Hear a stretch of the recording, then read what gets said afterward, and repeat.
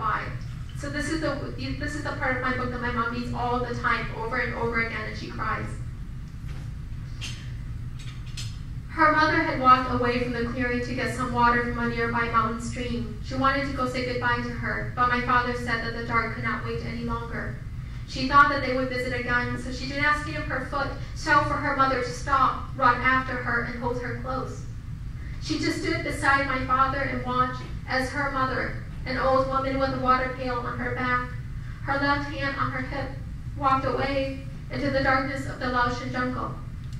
That is the dream of my mother I carry with me, my mother says quietly.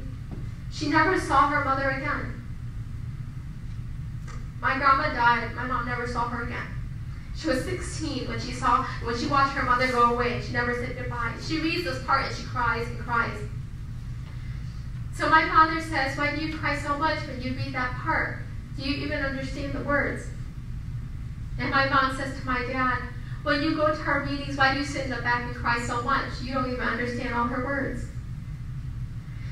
My mom and dad's reactions are very similar to that of the Hmong community. Whenever I have meetings or conversations with older Hmong people of their age, they sit there and they cry. And they say, thank you so much for telling your story. Because we've been living in a story without understanding on our side. We didn't have the words, the language to make sense to a bigger world. The young people who read, the young Hmong people who read my book, they're shocked, they're surprised, because this is the first time that an Hmong American has authored the Hmong story. It's the first time that it is in the classrooms, consistently. I said that McAllister, this is their common reading. Hamlet, this is their common reading. Eau Claire, this is their common reading. Cal Lutheran in California, it is their common reading. Lots of people are reading, and they are shocked and they are reaffirmed for their stories, for the heroes that they come from. It is very hard for young people to know that they can be heroic if they do not know that they're the descendants of such people. Our parents at home, I don't know what your mom and dad taught you when you were young, but because my mom and dad were uneducated, they always said, well, it would be the men and the women in the classroom who would show you where you belong in terms of a bigger history. There's a world of books out there, they said. But my mom and dad were always looking through this window at a world they couldn't enter. They didn't know how. They always said, we have nothing to teach you, we have nothing to give you, just the rice on the table. My father said, there's this roof and it shakes, but maybe it'll hold out one more year of snow so that you can make it to spring. My community has been nothing but warm and supportive of the work that I've done. I'm so proud to come from such a people. Without a country, we remember because there is a beating Hmong heart inside of us. When I look into the mirror, so many times I'm the only Hmong person I know. I look very Chinese. I look very Korean. I look very Japanese. Hmong is not a place in the map of a world. It is this place I carry inside of me. And I'm very happy that I carry a piece of every other person who's ever touched the beating heart of me. How did I learn the language? Thank you for the huge compliment. I think Hmong sounds a lot like Chinese, to be honest, because they're both tonal languages. Because every breath that we carry into the world carries meaning. In English, we all wrap the air in our lungs around units of meaning to make sense to a bigger world. It is a song on my lips waiting to be sung. And I fell in love with it when I was a little kid because my father speaks so beautifully, because my mother speaks so beautifully. You know, how do we teach the next generation to be what we are? But by making it beautiful. And that's how I learned the language, because I thought it was so beautiful. There was no reason for me to learn English and forget Hmong, because Hmong was so beautiful on the lips of my mom and my dad. That's how we teach all kids, how to treasure what is lovely in us.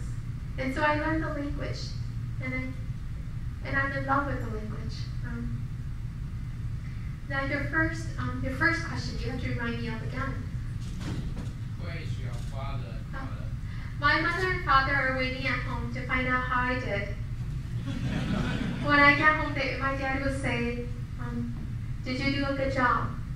And I would tell him what I think I did, because I never know how I do. I know that I do a good job when people Facebook friend me and they tell me you did a spectacular job, or I get a lot of emails, I get a lot of mails and a lot of letters. So I know that I somehow inspired somebody to open up a computer, click keyboards, find my email and write me, or to put a stamp on an envelope. That's how I know.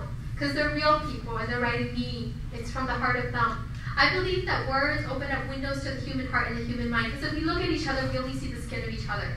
It is our words that travel through skin, through muscle, through bone, to the fabric of the human heart. So it is when I garner responses like that I can give them legitimate answers. But my mom and dad, they wonder how I do. They wonder about the places I've been. And sometimes I get to take them with me. But the book ends and the light doesn't, and we are a poor family. And so today, my daddy's trying to fix our door because the winter cold is leaking in. That's what he's doing at home. And he's horrible because he doesn't know how. He's really bad with his hands, so he likes duct tape. And it's very problematic. But that's what he's doing right now. He has all kinds of tapes. So that's his big project today. And my mom is at her garden. She has to take all the lemongrass and dry them for the winter, so that we can have lemongrass tea and flavor our bitter melon soup. So that's where they are. Yes. I think you did fantastic. You think so? Yes. Thank you. Your use of language and diction on the same thing as Maya. Thank you so much. I think it's fantastic. Then I will quote you when I talk to my father. Thank you. Right here and then over there, yes? There was two areas in this book. Yeah. I had a question actually about book club. Okay. One is, does your mom still have the possession of the few possessions? I think there was some jewelry. Does she still have those ones? She lost all the jewelry in the river in the night of the crossing. My mom didn't swim, so my father tied everybody to himself. He only knew how to stay afloat. He didn't know how to swim to cross the Mekong River, just hides inside. The Mekong River at the time of their crossing was 3/4 of a mile wide. So a lot of people died, but they were fortunate enough to get to the other side. What I see my mom still has is the embroideries that her mother made her. And they're yellow with age. When I was young, I used to be scared of them because I wondered why my mom would keep something so old and tattered and dirty in Ziploc bags with her clothes. But every few years, my mom opens them up and she sits and she holds them close. They are the last thing that she owns from her mother's two hands. So she has those and she treasures them. And when it is my time to say goodbye to my mom, those gifts from her mother will travel with her. So she has them. The second part. Second question is about the house that has the mole. Is that the one also have ghost? No, the one with the ghost is 1259 North St. Albans Street near Como Park. That one, I went to Metropolitan State University to speak, and there was a woman there, and she raised her hand, and she goes, I work with public housing.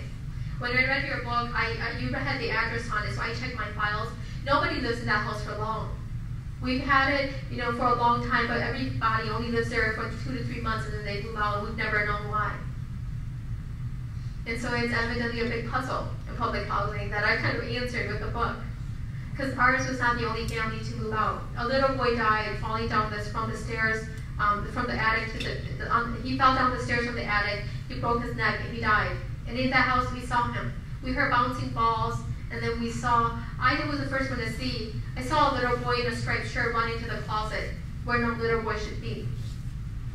And other things happened as well. So that's what's up with the house. The moldy house, I said October 6th, Jimmy Carter is coming, President Jimmy Carter, and I'm going to go and I have 10 minutes to make a speech.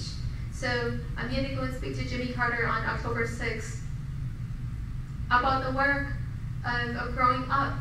Because growing up is not about growing up and then you leave the spaces behind, you leave the places and the people behind. I'm discovering that growing up is about walking back into those same spaces under different circumstances to stake new territory.